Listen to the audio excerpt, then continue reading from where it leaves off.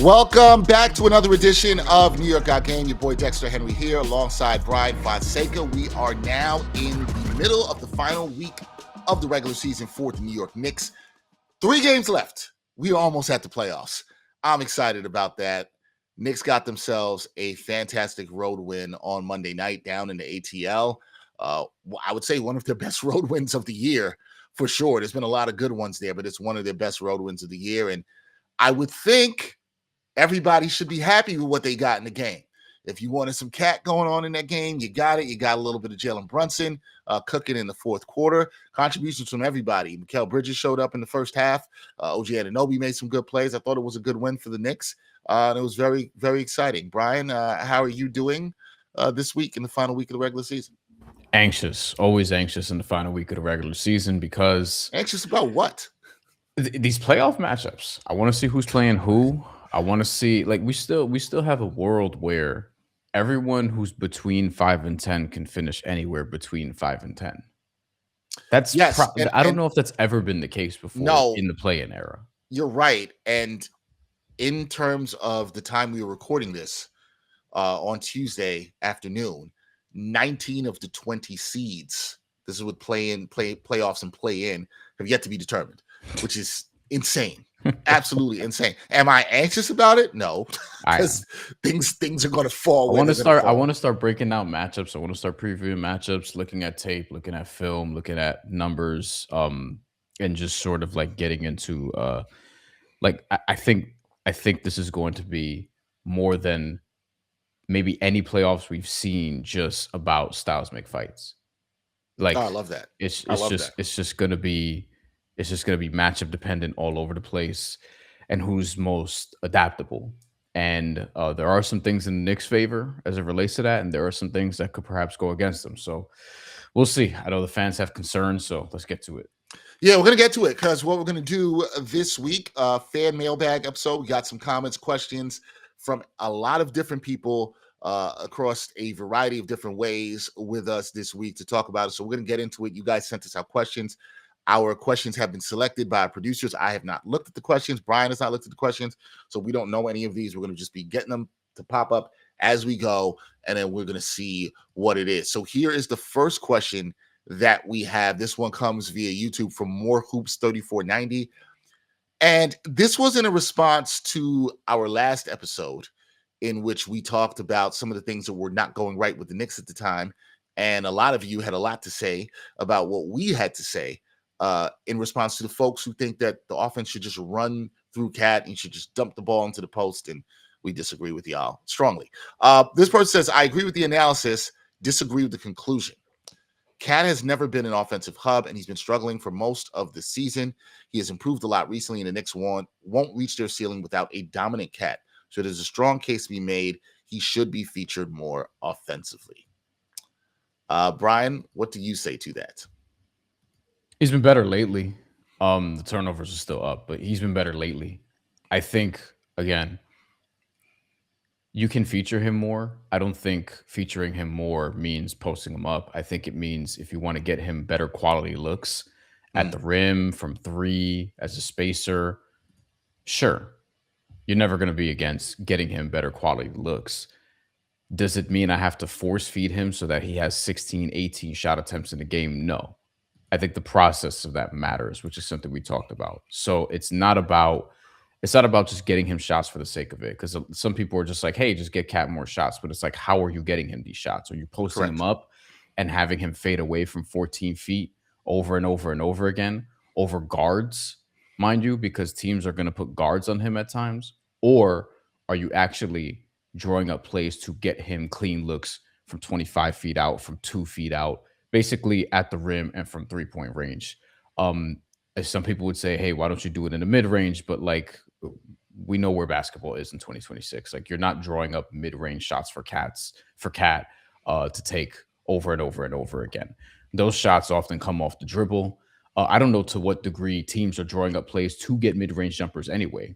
You just kind of have guys create, and that's a shot available with 8 seconds left on the shot clock, 6 seconds left on the shot clock, and Jalen Brunson will take it, for example, but you're not typically drawing up plays to get mid-range jumpers often anymore. Yeah, I think the key to answer this question that you said, that was kind of the way I was going to answer it, is this is more about process. I think way too many fans right now are focusing on number of shot attempts, right?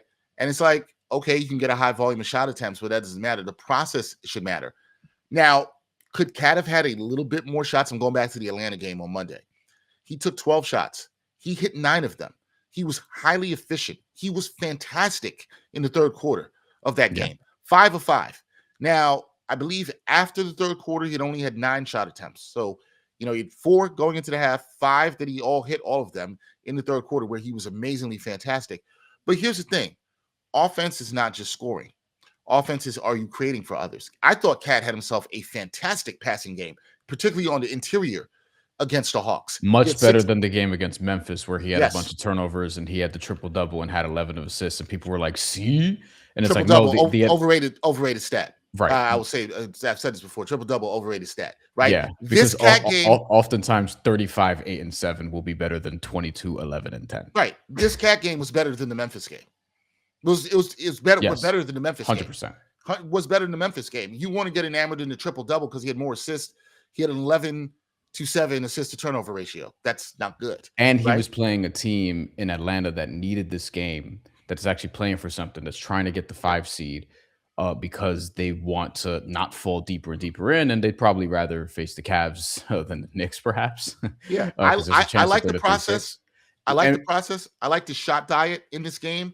yeah, I think that stuff matters more. So when I looked at this game and the flow of the game and how he was able to, as people want to say, take some pressure off of Brunson in the third quarter, this is the kind of flow for the game. I thought if you look at the Hawks game and the way everything went against a good team that Brian just mentioned, that was playing for something. You're going to have everybody playing for something in the playoffs. The way the flow of this game went with how everybody had to contribute at some point, right? From Mikal Bridges to OG Anunoby to Mitchell Robinson to Karl-Anthony Towns. This is what Brian was saying last week. It's not just a feed Cat more thing. It is everybody's got to do their part. And when that happens, the Knicks are better. When that happens, it puts Brunson in a situation where against the Hawks, he did not have this was not a great Brunson game. It was a great Brunson close. Mm-hmm. It was not a great Brunson game. But I think he had the energy and ability to close because other guys stepped up, right? That's what we were trying to talk about. This game to me is the microcosm of what we were saying last week, that there was so much pushback on. This is how it can look and how you could win tight games against good opponents. This is how it can happen. So for me with Cat, yes, Brian and I are saying the same thing. We want Cat to be more involved. You should have part of the process. It can look a lot like it did, and even better than it did against the Hawks. The process of how it's happening, the quality of shots he's getting in his diet, that's what matters, I think, more than the amount of attempts. What I like a little bit more is there's somewhere between Cat shooting 14 to 15 shots a game, and I'm cool with that. Sure, fine. But if you're going to tell me he's going to be 9 of 12, give me the double-double with the 6 assists and only the 3 turnovers that he had, right. I'll sign for that. Right, because I think the Memphis game is what a lot of people are clamoring for, and the Atlanta game is what you should want. Because the Memphis game, you're also playing against nobody. Omax Prosper is a starting center who was a small forward in college, who was a small forward prospect. He's a starting center for the Memphis Grizzlies in that game at 6'7", and Cat got his triple-double. The Atlanta game is what you should want, because that was a game where, again, they're trailing for a bunch of it. They end up fighting their way back. Mitchell Robinson gets a bunch of great rebounds. You have a decent showing from Mikal Bridges, one that you'll take. With OG Anunoby, he made some good shots down the stretch. Jalen Brunson had a terrific fourth quarter after not being really good and not making great decisions, I thought, in the previous 3 quarters. Josh Hart had a couple big rebounds down the stretch. Like that's a Knicks win. That's a typical Knicks win. The Knicks are going to have a lot of playoff games that feel like this one that we just saw against Atlanta. And again, best fourth quarter team in the NBA, like by a wide margin. The net rating, the fourth quarter scoring margin on average is plus 1.1 points better than anybody else in the NBA. Second place is actually Cleveland, but they're plus 3.1 on average in fourth quarters, when last year they were in the negative. They were not even in the top half of the league. The biggest thing about the Knicks team this year, is that they're great in fourth quarters. And that's why they're going to be in any series that they play against. Doesn't mean they're going to win against everybody. It still means they could lose in the second round, but fourth quarters, they figured something out, and that's been consistent all season from what we've seen. And that's because when they're firing in fourth quarters, everybody is doing their part. It's not just about Cat getting more usage. It's not just about Jalen Brunson cooking. It's a combination of things that lead to you getting a victory. Absolutely. 100% agree. All right. Let's move on to the next question. We have this. This was on YouTube from at Mr. I Channel 9760. Said, thank you in all caps, guys, for being truthful and observant. I was trying to tell CP and other platforms, shout out to my guy CP the franchise, Knicks Fan TV, the Cat does not have a bag, meaning he cannot play out of the post, can't create his own shot. He's clumsy trying to do both. That is a word Brian That's used true. before. He is. Brunson does not respect Cat's game. He's ineffective. I don't know about that. Compared to, yeah, I'm not going to go. I don't agree with that. Compared to other 4s and 5s, that's exactly why I hated the trade. He's not a good fit for us. We need a playmaker who can also get his own bucket as a number 2. And Randall was a better fit compared to Cat. Woo! There's a lot going on there. It's what I'll say. So I think this is the type of comment that we can revisit after the playoffs, because the latter could be true depending on what we see and how they lose if they do lose. You know what I mean? Like there's a lot of couching there, but that's kind of what this is. And ultimately, look, we've been saying it all year, as much as we all get wrapped up in the regular season, Mike Brown and everybody on this roster and the front office, they're going to be judged by what happens in the next couple months. Yeah. So everything I just said about fourth quarter could be way out the window if they just blow it in the second round against the Celtics. And they lose in 5 games, which many predicted would be the case last year. Like, I don't think that would be the case this year, by the way. But like, this is why this is so meaningful, especially because now you're going into the playoffs where you have everybody healthy, which is insane. Like, you've had all these things go on this year, and you've barely had any injury issues, like long-term injury issues. They're fully healthy, so you have absolutely no excuses to get to the finals this year. Like, none. Boston's healthy too, and Cade has the lung situation that he's recovering from. It looks like he's going to be back pretty soon. He was doubtful the other day, which is progress from being out. So maybe by the end of the week he's playing. But yeah, I think a lot of this will be determined in the postseason and how they lose. And if we come away, Dex, being like, oh, see, this is where they lack that shot creation. Oh, what Jordan Clarkson was doing at the end of the year was a mirage. They need somebody else to get their own shot, and other guys are struggling to do it. If the fourth quarter stuff is just regular season noise, and then in the playoffs, they can't quite figure it out in the fourth quarter because now they're just playing good teams over and over and over again instead of beefing up the scoring margin against bad teams, although they've been good against good teams too, to be clear. But I think a lot of this we're going to see play out. So, look, I listen. Part of what Brian and I talked about last week, to go back to Cat and saying he doesn't have a bag. Yes, we know Cat can be a bit clumsy with offensive fouls and all this other stuff. And I think that's why the words of just playing with him through the post is most people I've talked to that I respect and know basketball well. I've talked about this, and I even talked to my guy EJ Stewart about this, who was on the last episode. Most people know basketball well, understand that playing with Cat out the post is just not an answer. Even the great Zach Lowe said this on his recent podcast, right? Not that we needed that to be validated, but this is the thing. Brunson, I think, does respect Cat's game. I want to push back on that notion. I don't think that Brunson disrespects Cat's game. Cat is very well liked in that locker room. I think there are guys that have wanted more out of him, that have wanted him to cut down on the silly fouls at times, knowing that it's hurting the team. But I think all the guys in that locker room understand that Cat is going to be an integral part of them going to where they want to go. Something that Brian and I have said all season long. I think Cat, where I disagree, I had some concerns about Cat, and Brian knows this when they traded for him with Julius Randle for him. Some of which, or and a lot some of it is what I just talked about. It's right? It's still happening. Still happening. It was my concern at the time, and I said this on this show. I said this on other platforms when the trade happened. Is Karl-Anthony Towns going to be able to stay on the floor when the Knicks need him the most?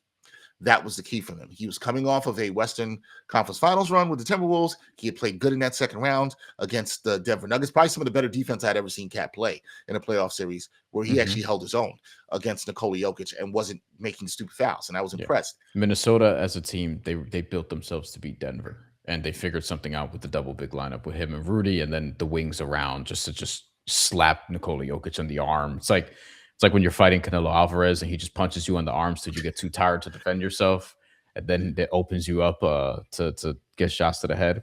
Same Yeah, thing. listen, if Cat is playing within himself, cutting down the fouls, playing like we saw him play against the Atlanta Hawks the other night, which he's more than capable of, being an offensive hub, because everybody likes to use that word, and I think people think about it just in terms of getting buckets. So I'll say this again. I think the passing for Cat, which he's an underrated passer, matters too. When he's finding other guys, cutting, he's looking for the open guys on the wings. I think he's dangerous too, because not only do you have to respect the shot, you also got to respect the pass as well too. And so that makes him an even better offensive player. I know sometimes we think it's just about getting buckets, but it's not just about that. And so I thought he was a pretty good playmaker against the Hawks the other night. I think there's ways he could be a good playmaker. I just think Cat's got to play within himself and under control. If he's doing that and doing the right things that this team needs, the Knicks are then very dangerous. Very, very dangerous. Because Brunson, I want to be clear, I want to make one other point to this. Brunson, people are saying, oh, he likes playing hero ball and all stuff. He's the Knicks' best option to close. Let's just keep it a buck here. He's their best option to close, whether you like it or not. You got to keep him fresh so he can close, and he can be that great fourth quarter team that we've seen during the regular season. And I thought last night was just a key example against the Hawks. He did not have a good shooting night, but because other guys had enough around him, he was able to bring it home. And you count on that dude to bring it home more than a lot of people in this league, man. You will count on him to bring it home. Now, you may not need him to do a whole too much early, and I thought that was a good thing for Brunson. He didn't try to do as much early. There's some shots I didn't love, but he still was able to bring it home. So that's it. All right, let's see what we got for this next question. Macri is definitely not a Cat fan. This is from @J2D2024. New York fans, Knicks fans will find out what they're missing if they trade Cat away. The front office and Mike Brown have turned into a bewildering season. This team doesn't seem to enjoy playing together. I hope they get on the same page for the postseason. Look, let me say this. There's a lot with the body language police out here, okay? I think it's kind of weird that some people are always watching, oh, what's happening in the huddle here? What's happening in body language here? This team doesn't like each other. No, I do not think that's the case, guys. I do not. As somebody who's been around the team a bunch this year, has been in the locker room, do I think the team doesn't like each other? No. Do I think it's taken them long to figure things out that some of us might have liked to see come together quicker? Yes.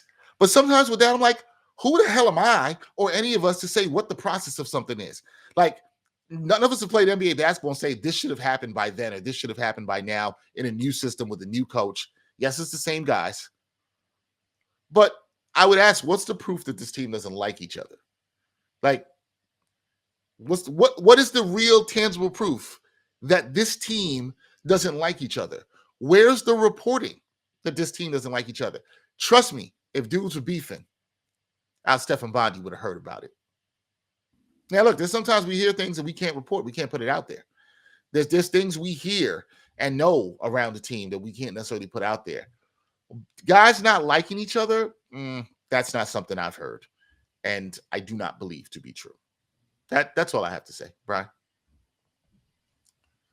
I think it's one of those things where if it's the case, we'll hear about it after the playoffs if they disappoint. Like, we'll get the Now They Tell Us story. Bondi will do one. We'll probably get one from like James Edwards. We'll probably get one from, Ian Begley. We'll probably do a piece on it. Like, we'll probably get those types of stories. Like, if things have been bubbling underneath the surface, and are probably known in very, very tight circles, then they start leaking out a little bit after, like, they lose in the second round or they lose in the third round again, like those kinds of things. Right now, we can't really prove it. I'm probably a little more open to the idea than you that the chemistry has been maybe uneasy at times. I don't think that's like a personal vendetta type of thing in the locker room. We've seen it on the floor. Like, we've seen guys not be on the same page. We've seen a lack of trust defensively. Yeah, but that is very different from they don't like each other. Those are two very different things, and those are two very No, different statements. no, but do I think they've been annoyed with one another over the course of an 82 game season? I'm sure because Sure, it's the I don't. NBA That doesn't surprise and a me. lot of these things happen. Now, I don't know if that spills into personal life stuff. So, Well, let me say this to that point. yeah, Again, I try to do this all the time and bring this back to real work. It's a job still. yeah, Some right. of y'all work with people and you do great work and you don't like them all the time. Sometimes there's some people you work with and you're like, yo, what are you doing? You're not doing what you're supposed to be doing. And you don't like them all the time. This happens. That doesn't mean you don't like the person. It just means you might not like to your point, you don't like the chemistry or the process of the way it's going. I think Yeah. that's very different than not liking people. Now, sometimes you work with people and you don't like them. You're not gonna like everybody you work with. That happens. That happens sometimes. Putting people together is hard.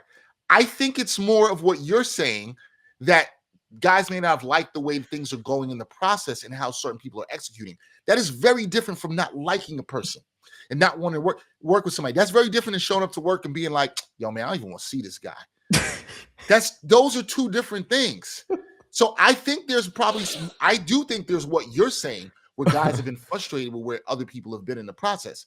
I Yeah. think you're right about that, because I think that happens with any team progressing to a goal. That's going to happen. That's natural. If that didn't happen, it would be weird. That means nobody would be holding anybody accountable. Yeah, like I don't know if the issues with air quotes rise to the point of it being irregular NBA activity. Yeah, that's what I'm saying. So now it can be the case, and we find out down the line, and this is something that like not a lot of people know now, Mhm. but to this point, it doesn't appear to be the case Nah, from as far as what we know. But I think they're a team that's been trying to figure some things out. They've been frustrated with the process of trying to figure it out, but processes are not smooth and easy, especially yeah, when there's change. we At least I can't. don't expect that. Yeah, we can't prove it basically. So wait for the now they tell us stories after they do what they do in the playoffs. Yeah, or we never hear it. We'll see. All right. Yeah, or not. Yeah. Next one. This God, this is a lot of cat. Please get my nephew Cat out of New York. Y'all deserve to go struggling. Y'all deserve to go back to struggling to get the AC. Losing is part of the Knicks' legacy. Y'all are not better without Cat. GTFOH. This is from at Ishamond 1006. I'm confused because Cat was like the most hated Nick for a while, and now he's become a sympathetic figure, and it's like the Cat roller coaster, the Cat coaster continues. I don't know, man. Like again, Cat's good. He's flawed, just like a lot of stars in the NBA, all-star Mhm. level guys. They're good. They're flawed. His warts have been the same warts for a very long time, so he is who he is. He's extremely talented. He's dynamic offensively. He can shoot. He can pass when he's committed to passing, evidently, as we've seen. He's one of the best shooting bigs we've ever seen. He's also been a magnet for turnovers at times. And his production has dropped off a little bit this year, even though he's had some really important performances. He's also had some duds as well. Like it just kind of is what it is with Cat. So I don't know what to do with this comment. Like it is what it is. If and I think this lends to a larger point where it's like I go through this a lot, especially with covering boxing, but this is the case in the NBA too. I think because we've done a successful job in dumbing shit down media wise in this country, which is I'm saying that with sarcasm because I don't like that this has happened, but I do think we have a lot of people who are just like, hey, all you pundits, tell me what I want to hear, or else you suck and you're unqualified to do what you do, and we don't like you. Tell me what I want to hear about my favorite player. Make me feel good about the players that I like. Otherwise, I don't think you're qualified to do this. And I think we can't have rational disagreements to the way that we used to. Like I think Cat's good, so I don't even know what the disagreement is. But to say like, hey, you guys don't deserve Cat. Cat don't play for my team. Like I'm not paying Cat. I'm not the GM or the owner or anybody on his team. So it's like it is what it is. But I think there are a lot of people who have ire in the comments who just want you to talk up their favorite player. And it's like, okay, if we're going to be overly simplistic about this, then we can't really have an actual conversation. What I say to that, and I saw a lot of this in the discourse on YouTube and then on Twitter last week, with my comments about how, which was again specifically about people who think the offense should be run through Cat and specifically dumping the ball to him in the post. I was addressing those people, and I disagree with you guys, and I think you guys are simplifying basketball in a way that doesn't make any sense. You're also wrong by the numbers. Right. And that's the thing. And then, what I learned from this conversation to what Brian is saying too, when you present people with facts and they just want to create you're entitled to your opinion. I said everybody's entitled to opinion, and that's for better or worse, because sometimes everybody thinks they have a platform now and should then have an opinion to say whatever. And you have a right to your opinion and say whatever you want. You're not entitled to your own version of the facts. That's where I draw the line. And that's where I'm like, no, you ain't going to do that. And if you're going to say when the facts are presented, yeah, the facts are presented, but I still want to feel how I want to feel. I'm like, okay, cool. That says to me a lot about you, but okay. Now, I also want to be clear that when we do this, other people do this, it is not the job of Brian. It is not the job of myself. It is not the job of Stefan Bondi. It is not the job of any of the beat reporters to make you feel good.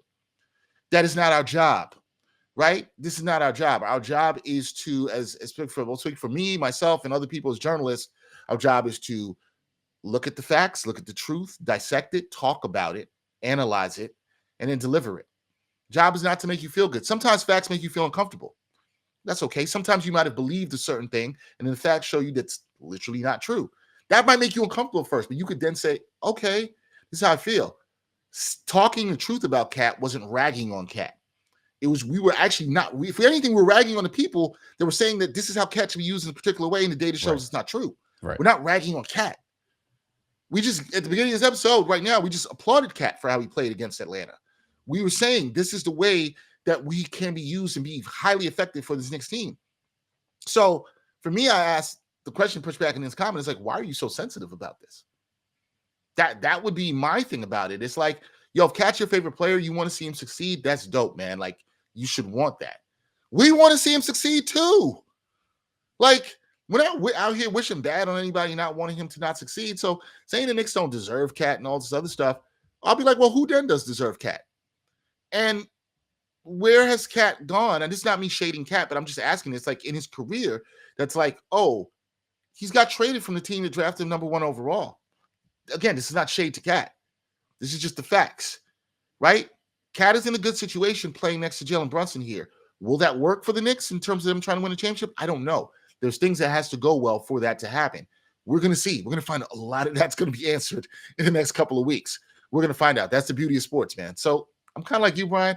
I don't know a lot about what to do with this comment or question or whatever. Yeah. All right. We'll moving on to the next one. This one from at Dorkosaurus Rex, longtime viewer of the show. He said the Knicks had a winning identity in December and chose to abandon it. I don't agree with that. Believing that Jordan Clarkson and Jose Alvarado let's hear him out. Are sufficient bench depth to take this team to the NBA Finals is one of the most delusional ideas I've ever heard in my life. Clarkson and Alvarado have stumbled more than most in the Knicks media are comfortable admitting. The youth on the bench is key to having the size, stability, athleticism, height, structural integrity need to compete with other elite teams of the NBA, plain and simple. Now, this is a comment that came from Dorkosaurus Rex 6 days ago. Friend of the show. Here's what I find interesting in that, right? Mm-hmm. Jose Alvarado shooting the ball for most of the month of March till now has not been good. Jose Alvarado had a DNP against the Hawks on Monday night. Damn near had another one recently, but ended up getting garbage minutes. Right. Which I think Mike Brown's telling you a lot about how he's going to approach things in his playoff rotation. You're talking about against Chicago, where he didn't play in the first half and only really played in the fourth quarter garbage time there too. Jordan Clarkson, though, this is where I don't get this comment within the last 6 days. Jordan Clarkson's actually been really good. He's been very good in terms of offense and shot creation off the bench. He has also been very good defensively, which is the problem I had with him early in the season when the Knicks actually had said winning identity. His defense was not good at all, and he was hurting the Knicks on a lot of possessions. I think he has worked his way, at least the way I look at the rotation right now, to being the 9th man for the Knicks. The way he's worked back. And I think Mike Brown is telling you as much with how he handles his rotation against Atlanta. I think the Atlanta rotation, which was like a playoff game on the road, the way he handled rotation was very, very telling. Jose Alvarado is a guy that Brian and I both like. He's a small guard. He can be a pest on defense. I still think there will be a role situational for Jose Alvarado in the playoffs. I think Jose Alvarado will help the Knicks win a couple of playoff games. I think he will impact things. The Knicks are small in size. This is where I agree with Dorkosaurus Rex if he has some concerns off the bench. They don't have a lot of size off the bench. There's a lot of small guards. However, you can see from what I'm talking about, the last couple of games against Chicago, against Atlanta, Mike Brown is valuing the higher upside on defense with his guards. So you're going to see more of Miles McBride. He's trying to come back in form and get healthy. Same for Landry Shamet. Those guys are definitely playing. So is Mitchell Robinson. Now, when I hear about size and youth off the bench, and I want to make sure I read the comment right again, right? He says, Clarkson and Alvarado have stumbled more than most of the Knicks media are comfortable admitting. I mean, I just admitted about Alvarado when he wasn't good, and we here have talked about Clarkson when he wasn't good. We also have to talk about Clarkson when he has been good recently. It's key to having size, stability, athleticism, height, structural integrity. You need to compete with the other elite teams of the NBA, plain and simple. Now, if you're talking about all those things, there's only one person you could be talking about that fits that criteria, and that is Mohamed Diawara. Yep. Now, Mohamed Diawara, I think if it was me personally, because I do think the Knicks situationally are going to need some of that size, some of the athleticism. I think Atlanta could have been a spot in the team where you could play Mo Diawara a little bit here. They have a lot of wings. I think that's a team you could match them up against. Here's what I will say, and I'll let Brian take over here. I talked about this the other day with EJ Stewart. I think that Mike Brown is going to look at certain guys, Diawara, Clarkson, there's going to be a situational ninth man. I think he's going to play 9 guys, but it's going to be situational depending on the matchup. If he sees one of the guards doesn't have it, I think he could go there. And I'll add Alvarado to that too. I think there's going to be a situational rotation of the ninth man. Could be Alvarado, could be Diawara, could be Clarkson. I just think it's going to depend on the matchup and the situation and what the game calls for. Me personally, that's how I like my coach to manage the situation in the playoffs. That's how it should be. You should have that flexibility. You want to go with your top 9 guys, but there should be some flexibility. I think there could be some games you might see him play 10, but the 10th man plays 3 to 5 minutes, maybe in the first half, is what you might see. That's fine. Where else is the length and athleticism coming off of on the bench for the Knicks right now? This is who the team is. You're not changing the team. There's no buyout signing you can make now. It's a wrap. It's over. This is who the team is. Yeah, they don't have. I wish the Knicks had more size on the bench. I think it's been good that the Knicks have played Mohamed Diawara throughout the season in the event that they do need him more in the postseason. He's still a rookie. They've also had to because Pukom Daddy ain't giving you shit. So, but you know what? It's a situation where Pukom Daddy hasn't given you a damn thing, but you found something in Mo Diawara. It is what it is. Yeah, one of them is playable. You're right. Right. Where else is it coming from? Is my question. Where else is the size, athleticism that's playable in the playoffs coming from? It's just Mo Diawara, and there are going to be times where in the playoffs he probably looks like a deer in headlights. Where it's like, can you actually play him in the playoffs? I know some Knicks fans think that he'll be ready, but look, it's the playoffs now. It's going to be different, and he didn't even play in this game against the Hawks last night. That tells you something. So I think with Clarkson's played well, as you mentioned, as of late. And if there's one thing we know about Mike Brown that we've gotten accustomed to throughout the season is just because you get DMPs now doesn't mean it's going to stay that way. Like, he circles back to guys. He did it with Jordan Clarkson. He's probably going to do it with Jose Alvarado because he's going to need him again. He circles back to guys even when they get stymied on the bench. Like, he benched Tyler Kolek for a while, went back to him. Tyler Kolek's on the bench again. He's one of the guys where I'm not sure how much he's going to play beyond garbage time in the playoffs, but maybe he puts in Jose Alvarado in like a game 2 spot. Jose Alvarado isn't very good. And then in game 4, he tries Tyler Kolek in a similar situation. It's like, you know what? I need a little bit more offense here anyway. So let's go with Kolek. Like, he's shown the willingness to mix and match guys, to not do the same thing every game. And I think this is going back to the comment, like, this is why I don't really agree with they had a winning formula in December and then they abandoned it. I don't agree with that either. I think they've shown that they can win in different ways because of, regardless of what they've done, they've been a very good fourth quarter team. And I give Mike Brown credit. I'm not telling you he's the best coach of all time. I'm not even telling you he's better than Tom Thibodeau. But irrefutably, he's been better at fourth quarters this year than Tom Thibodeau was. Basically any year Tom Thibodeau was with the Knicks. The best year that they had with Tom Thibodeau They were plus 1 point, I think it was 3 in fourth quarters, 1.1, something like that. And they were third in the NBA, and that was 2 seasons ago. So this is before they got cat. And then last year, but Brian, do you think that part of the reason that is to that point that you're making, which I think is a good one, part of the reason that they're better in fourth quarters this year has to do with how Mike Brown has managed the roster? yeah, I think that's a huge part of it. it's totally adaptability. Yep, Like I agree. it's totally adaptability because he's trying more things than Tom Thibodeau did, and it's working in fourth quarters. It's not working all the time, but No, in terms of closing and late in games, and dominating the Spurs and coming back against Houston and finishing off Atlanta, Boston in the fourth quarter, like the way that they killed them before that. at In Philadelphia Boston, when he went small with the small lineup there, and at home to Houston when they came back with the 18-point right. deficit. Yeah, Right. I haven't given out the road stat in a while because they've been better on the road as of late too, against good teams, Atlanta being one of them. So yeah, I think the mixing and matching has actually been to their benefit. And I think we have a pretty good idea of who's going to play in the postseason for the most part. It's just figuring out the end of the rotation, like the 9-10 spot, maybe the 8-9-10, depending on how you want to see it. And I think it's going to be situational depending on the game, which Mike Brown wants to adapt to. There will be times where he does something and it backfires. It's inevitable. It's the playoffs. But that first round series, I think all this is going to be matchup dependent. So we'll see who they play in the first round because that's going to determine, I think, how much we see Jose Alvarado, how much we see Mo Diawara, if we see them at all.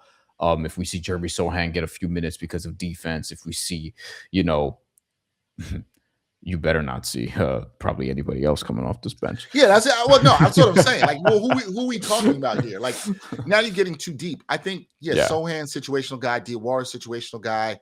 And Alvarado's been in multiple playoff series before, so he's the guy that I think we're going to see at some point. I agree too. It's just a matter of like, if you're playing Clarkson and Alvarado and Deuce and Landry Shamet off the bench, like you can't play all of those dudes in the playoffs. Like No, it's just too small of a team coming off the bench. I wish they had more size, but they don't.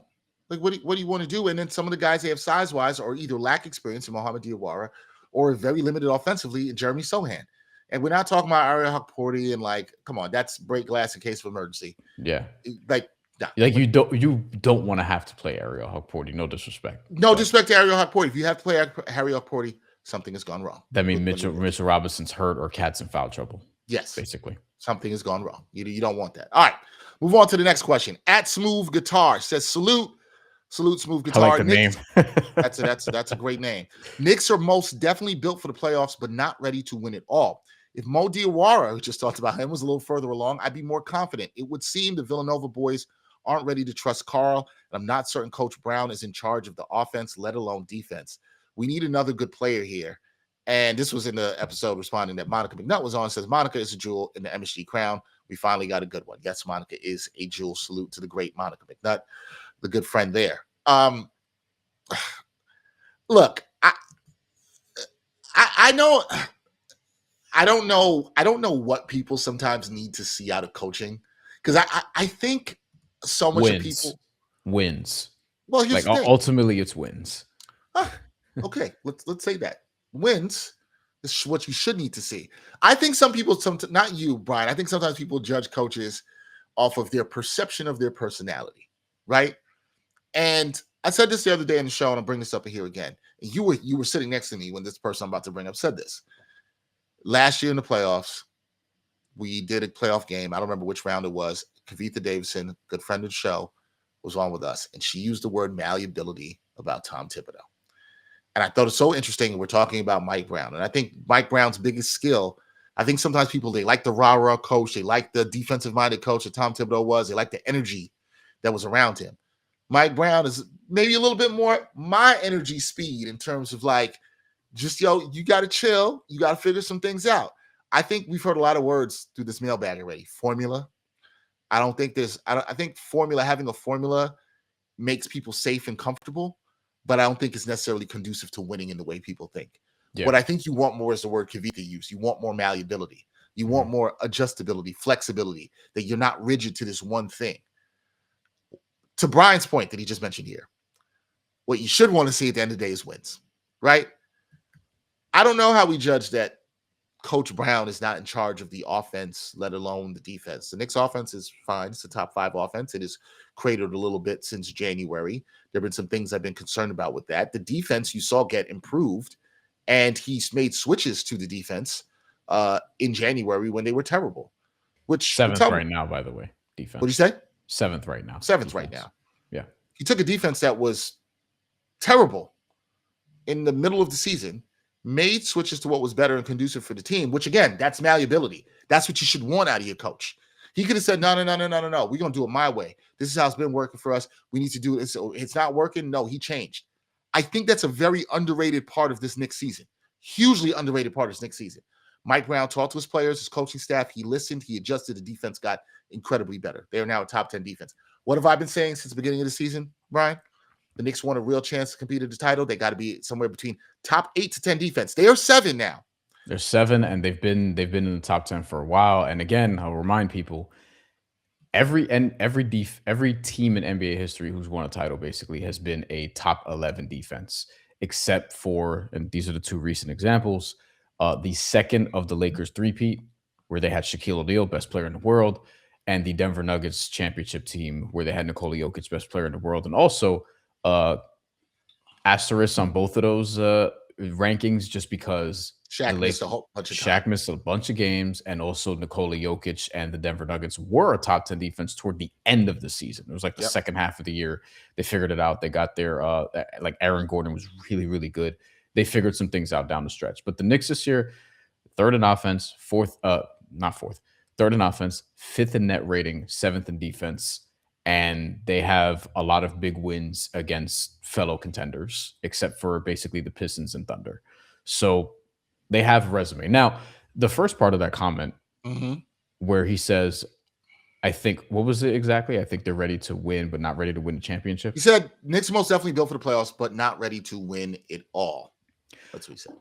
I probably agree with that part. Like, I'd be surprised if they won the title. I think they can get to the finals. I think they're talented enough to get to the finals. I also think they're maddeningly inconsistent enough to lose in the second round, flawed enough to lose in the second round. And it's also a testament to how good I think the Pistons and Celtics are, because they would likely see one of those teams in the second round. That being said, they have the talent to get to the finals. I'd be surprised if they like beat the Thunder in a championship series. See that now you're going to the part where I agree with you. If the Knicks played the Thunder right now in the finals, granted they've had 2 pretty competitive games against the Thunder this year, but you can't say about Detroit. Sure. I would not pick the Knicks to win that. However, and I'm with you, I think they can get to the finals, and I do also think the variance is they could lose in the second round. I agree with you. However, I could see a world in which the Knicks got to the finals and they played Denver or they played San Antonio. And if they lost, that would be disappointing. It's more interesting. I actually think the Spurs would surprise me, just because I get it. Like, Wemby's unprecedented, but like, y'all are gonna get into the playoffs this first time and just beat everybody, like win 3 rounds in a row. I don't see it either. But here's the thing: if the Knicks, if they got there and the Knicks faced them, I like the Knicks in that matchup. I like that matchup for the Knicks. I think the Spurs are a good matchup for the Knicks. I weirdly like that matchup more than the Denver one, because I think Denver now, because Jokic was recently returned last time we saw them. I feel like more shorthanded, and they lost Jamal Murray in that game. Now there will be a lot of points because Denver has problems guarding this Knicks team, but the Denver that we saw against the Spurs, and that we've seen a little bit more recently, like, I think both those finals will be fun. I actually would 100%. Probably feel good if you're a Knicks fans in both those matchups, right? So to me, it's about San Antonio and Denver. Yeah, to me, it's about if you get to the finals. I guess what we're really saying here, and this is where I kind of agree with Smooth on this, is like, yes, I think they're built for the playoffs. I think their continuity matters. I think them being battle tested matters, all this stuff. We're kind of really saying, get to the finals and hope you don't play OKC. That's kind of what we're saying here, right? Because if that happens, I think you feel a lot better about that. And I think that's not saying that we don't believe in the Knicks. That's just how much respect we have for OKC. Right. EJ Stewart made the same point in the last episode. We know how damn good OKC is and how good their roster is, and just how many good two-way players they have.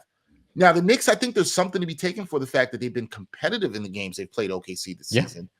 OKC has out-executed them down the stretch in both of those, and they're doing that to everybody. Championship teams do. Right. This is what happens. So for me, a lot of it is like, yeah, I do agree with Smooth Guitar on this.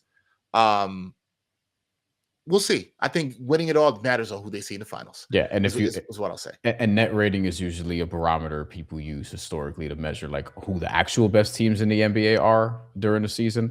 OKC is plus 11.7. They're number one with a freaking bullet. Like Yeah. the Spurs are second at plus 8.3, which makes sense. And Boston at plus 8.1. Boston, who just got Jason Tatum. Yep. So that series, I don't think it's gonna be the same as Celtics Knicks series from last year. I think the Knicks could win it, but Boston is playing a little differently now, and I think is better defensively, given that Drew and Porzingis and Al Horford were all cooked. Detroit plus 7.8, Miss K for a Hmm. little bit. They've dropped to fourth. The Knicks are fifth. They're plus 6.6. You know what I mean? Like, and that feels like if you tell me these are the best 5 teams in the league, best position to win the title, Denver, I think, should get up there a little bit more. But those are probably the top 6 teams in the league right now. Denver is plus 4.8, by the way, eighth, right behind Houston at 7 and Charlotte at 6. Denver is eighth, but also that's because Jokic missed a bunch of time. And if Jokic didn't miss a bunch of time, They'd be higher. they're probably where the Knicks are, if not higher than that. I'd agree with Jokic that. means that much. So I agree. I think the Knicks are one of the best 6 teams in the league. So if you're one of the best 6 teams, you typically have a shot. You got a shot to win the championship. I agree. All right. Moving on. Next question. All right, here we go. Oh, this came from that very fun episode we did, our last episode in studio together, where we ranked the what direction is this going to go? most favorable first round opponents or not.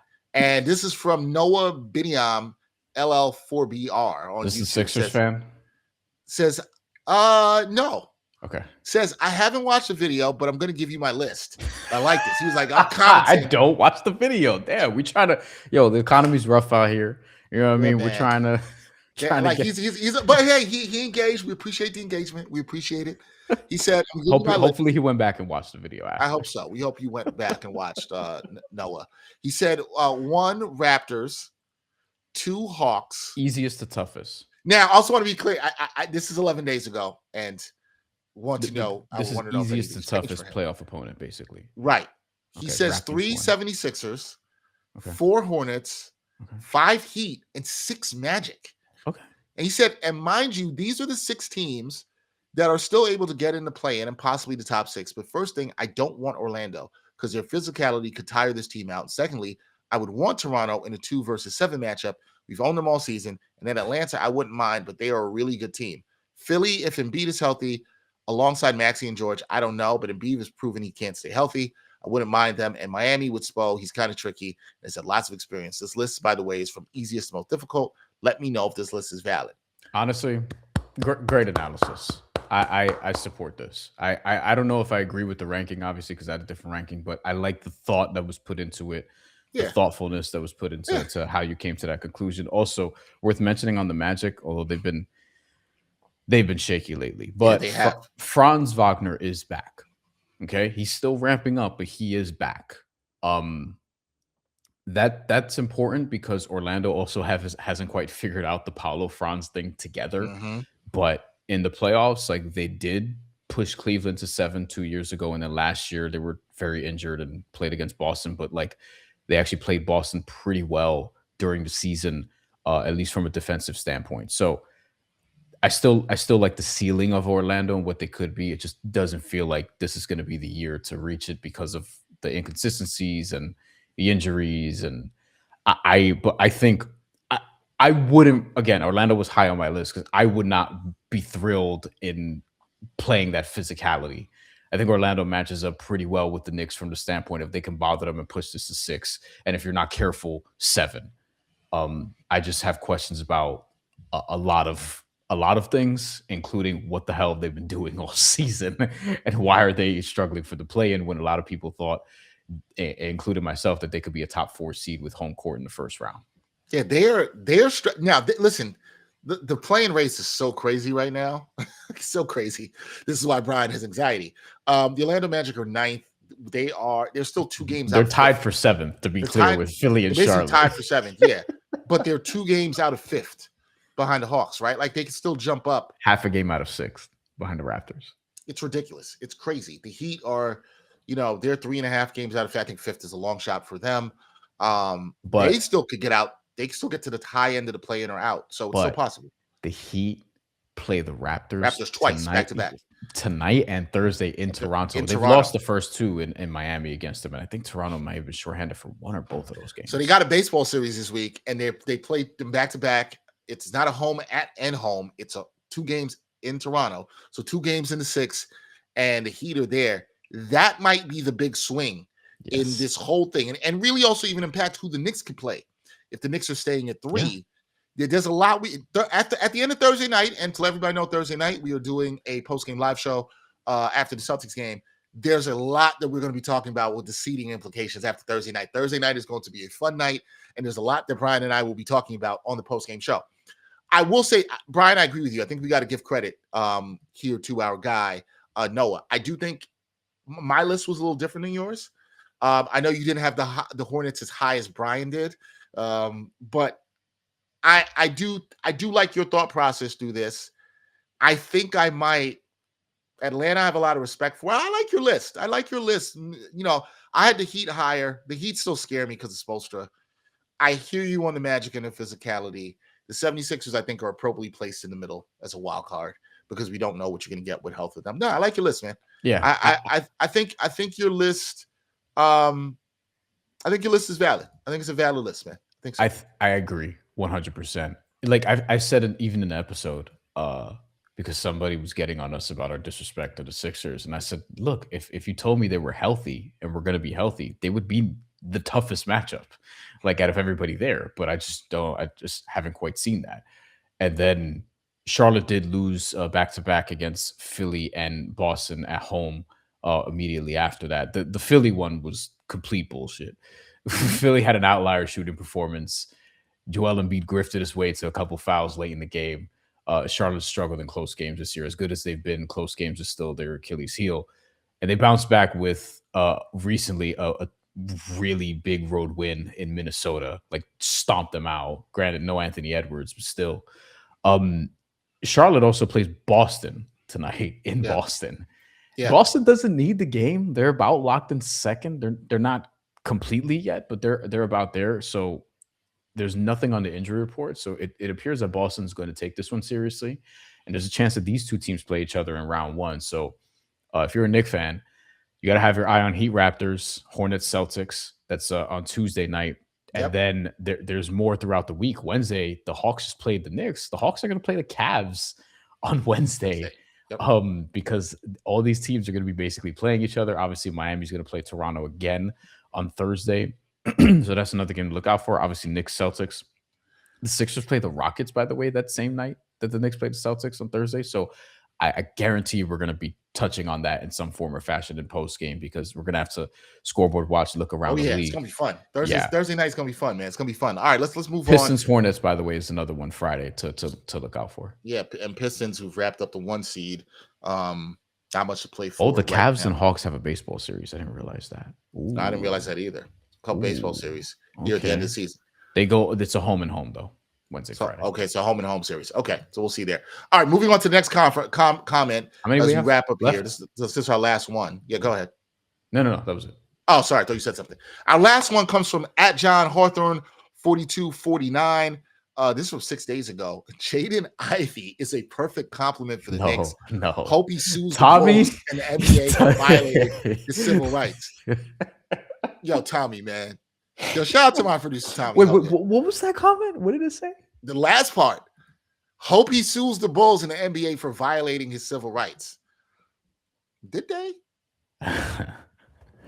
Like, here's the thing. Did you talk about the act of 1964 where you can't be fired from a job based on your religious beliefs? I'm here to tell you he was not fired from his job based on religious beliefs. A lot of NBA players believe in God, man. A lot of athletes believe in God. It wasn't that. He reportedly was disruptive in the locker room. Let me just say this. Yeah. Has anybody seen what Jaden Ivey has been posting in these social media streets lately? Have you seen what he's been posting? And I'm saying this with seriousness. I don't know exactly what's going on or anything that's going on. Jaden Ivey right now seems, and I say this with all the seriousness, seems like he needs help. I mean, I don't know exactly what's going on. I don't want to try to diagnose He about doesn't mental seem health. to agree with that, supposedly, according to Right, reports. but it doesn't look. He does not look well. And I think that the Bulls around him now. I don't know if the Bulls tried to get him help, um, but if he was a disruption to the team, not for what he was saying, but how he's acting. And again, we have to take mental health seriously in this society. And again, I'm not diagnosing or saying anything here, but the actions that we've been seeing looks for somebody that is not well right now. And so, first and foremost, I say all that to say I hope Jaden Ivey can get the help that he needs and gets well. He's had videos where he's, talking on camera. He's putting his wife on camera, who clearly doesn't want to be there on Instagram Live, and saying all this stuff. And, I don't care about this. Is not about religion. It's anything about that. We should care about people, first of all. So Jaden Ivey can't helping the Knicks. Jaden Ivey right now has to, and hopefully the Yeah, people around no, him yeah, can fair enough. help him help himself. Before we even talk about whether Jaden Ivey is, I think it's ridiculous for me to sit here and talk about Jaden Ivey and how he could be a fit for the Knicks when clearly he needs help personally. I'm not going to talk about whether I think Jaden Ivey Yeah, needs to help the Knicks right now. I think one, that would be a situation for next year if that was even to come about, and you can't add Jaden Ivey to a playoff roster. And two, like again, Jaden Ivey's got a lot more going on that I think is much more important than helping the Knicks right now. he's also not fixing your small guard or shooting problem. I've mentioned last year Jaden Ivey was very good last season. About 18 points a game, 40% from three. Outlier shooting performance, but it was on a reasonable sample. It was about half a year. He went down with a bad injury, knee injury, was out for the rest of the season. I think would have helped against the Knicks in that playoff series. I've been on record saying that. Him and Isaiah Stewart being healthy could have probably pushed that to a seventh game, given the nature of how close that series was. And he comes into this season. I actually liked him as a sneaky most improved player candidate. Then he got hurt again. And then he was just never the same after that. Like he lost his spot to Dennis Jenkins, essentially. Dennis Jenkins made him expendable. And from there, Jaden Ivey even was on record saying like he's not like the old JI is dead, his own words, that he's not going to be that guy anymore. It appears his leg is maybe damaged to the point of like him ever reaching that level as a player again. And it didn't help that all of this happens and he's on the last year of a deal, is headed for restricted free agency. Yep. And the Bulls probably weren't going to keep him anyway, given that he can't seem to play consistently well anymore. So he's going to be a free agent anyway. So it's not like if from a business standpoint, if he was on the second year of a 4-year rookie scale contract, maybe they don't waive him.